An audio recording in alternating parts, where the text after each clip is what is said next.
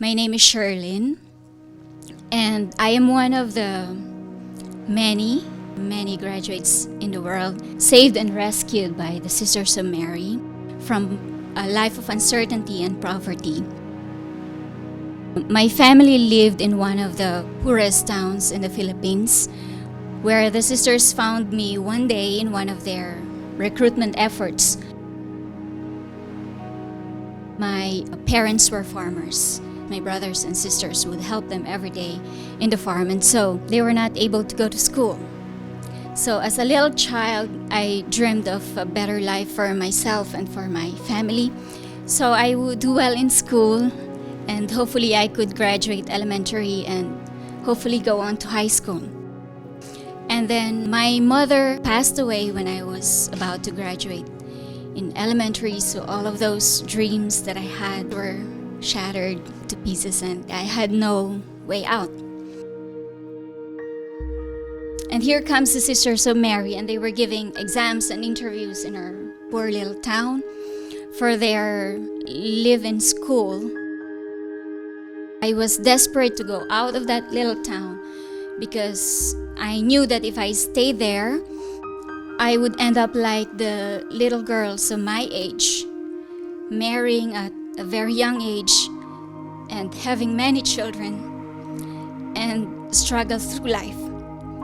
And so I will always be grateful to God for the day that the sisters accepted me to study at Girls Town.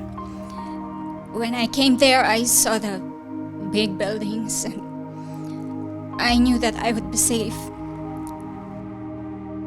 I was there living with all the kids from all over the Philippines, and just before I celebrate my first Christmas with the sisters and with other kids, I was called by the sisters to go to the school office, and I knew something was wrong. They told me that I had to go home because my father passed away. And so I was orphaned at 13 years old, feeling alone, and then I went back to the Sisters of Mary. And my mother's sister, that's what we call the sisters who are taking care of us. We call them mother, sister. And she was joyfully waiting for us, for me, to return with that joyful smile and a big hug. Everything will be okay. And you will be okay. We'll take care of you. And so the sisters became my family. The Sisters of Mary became my family. The moral formation, the spiritual formation, and the academic formation that I received from them without them asking for anything in return from me became my tools that helped me when I go out of the Sisters of Mary. And then with their help, I was able to gain a college scholarship.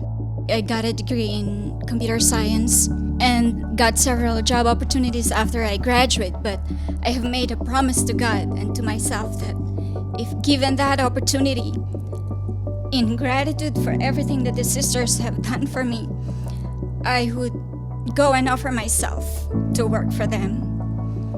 And I've been with the sisters for the past 17 years. And each day really, it's like a new day for me because I know that I'm part of something greater than myself, something that is changing lives. It's what inspires me and drives me every day to do my best in whatever I do for them. They have assigned me to do different jobs over the years, from office works to teaching to translation jobs, because working for them had given me the chance to learn several languages. Had I not been accepted as a little girl to the Sisters of Mary, my life would have been very different.